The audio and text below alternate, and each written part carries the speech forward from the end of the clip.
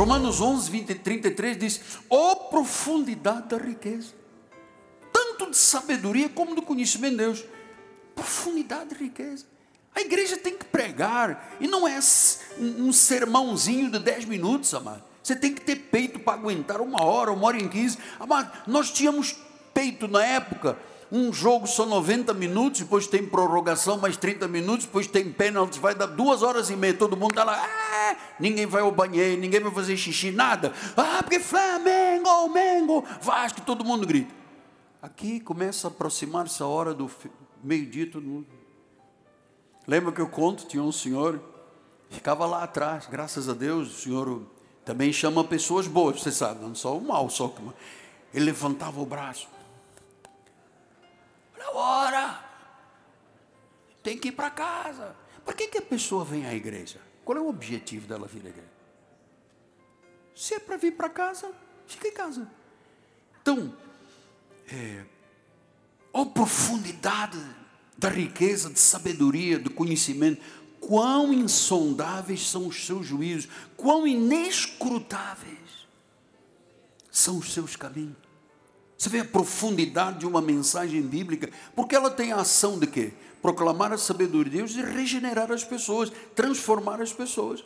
Insondáveis, inescrutáveis. Por isso João disse em 21, 25, há porém muitas outras coisas que Jesus fez, se cada uma das quais fosse escrita, suponho que nem o mundo poderia conter os livros que se escrevessem.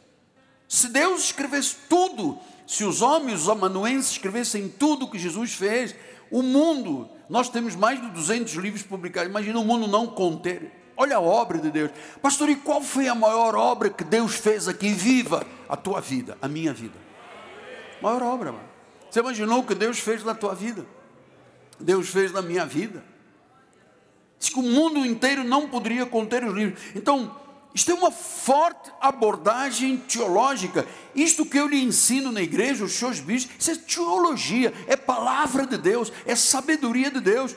E claro, tudo isso que João escreve culmina na ressurreição de Jesus, na revelação de Cristo para a sua glória. João 20, 19 a 20 diz assim: ao cair da tarde naquele dia, o primeiro da semana, trancadas as portas da casa onde estavam os discípulos com medo dos judeus, veio Jesus, pôs-se no meio deles e disse: paz seja convosco. E dizendo-lhes, mostrou as mãos e o lado. Alegraram-se, portanto, os discípulos ao verem o Senhor. 24. Ora, Tomé, é muito triste ser Tomé. Eu não creio. Oh, a minha fé já se foi toda, apóstolo. Tudo que restava, tudo. Tudinho. Eu ainda guardava uma fezinha aqui, que era um santinho que vovó, mas a minha fé foi toda embora. Tomé, um dos 12, chamado Dídimo, não estava com ele quando veio Jesus. Disseram-lhe então os outros, vimos o Senhor, mas ele respondeu: se eu não vir nas suas mãos o sinal dos cravos, eu não puser o dedo e não puser a mão do seu lado, veja, são as insondáveis riquezas de Cristo, é a multiforme sabedoria, é o poder dos poderes. Ele disse: não, eu não acredito em nada, se eu não puser a mão no lado, de modo nenhum eu acreditarei. Amado, há pessoas que por mais que você explique o que é um milagre, o que é a salvação, ele diz: eu não acredito. É porque eles não conheceram a nossa vida, não sabem quem éramos nós no passado, quem nós somos hoje. Então, olha, se eu não puser o dedo, se eu não vir, se eu não puser a mão, de modo, um Tomé cabeça dura, de modo nenhum eu vou acreditar. Não existe meio de me fazer acreditar. Não, mas Deus, tem uma irmã na igreja, tinha câncer, Deus curou. Não pode, como é que Deus cura? Câncer é câncer, então, sabe, não tem jeito. Não, mas eu tinha a perna toda dilacerada, necrosada, eu tive que colocar placas, parafusos. Não pode, dilacerou, necrosa, gangrena, corta. Então, você sabe, as pessoas, tem gente tão incrédula, que você tenta explicar o óbvio, e a pessoa diz: isso é coisa do pastor. Então ele disse, estavam ali reunidos todos os seus, Tomé, e Tomé com eles, entrando portas trancadas. Estando as portas trancadas, veio Jesus, passou pela porta, passou pela parede, veio posto no meio deles e disse: paz seja convosco. E ele disse a Tomé: Tomé, põe o dedinho aqui nas minhas mãos, primeiro nas minhas mãos. Chega também a tua mão e põe aqui do meu lado. Tomé, não sejas incrédulo, mas seja crente.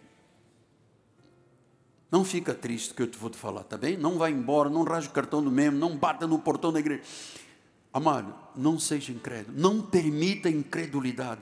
Por quê? Porque a incredulidade é a arma do diabo. Jesus não pôde fazer muitos milagres por causa da incredulidade dele. Jesus não curou muita gente naquela cidade por causa da incredulidade dele. E ele disse: errais não conhecendo as...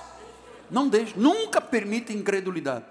Mesmo, como dizia o português, se você se vir com as tripas na mão, não aceite incredulidade. Diga: Deus vai recuar esse intestino, vai botar lá, vai botar uma redezinha, mas eu vou ficar bem. Amado, não deixe a incredulidade, seja crente, no duro, crente, cristão, crente, cristão, crente. Respondeu-lhe Tomé: Senhor meu e Deus meu.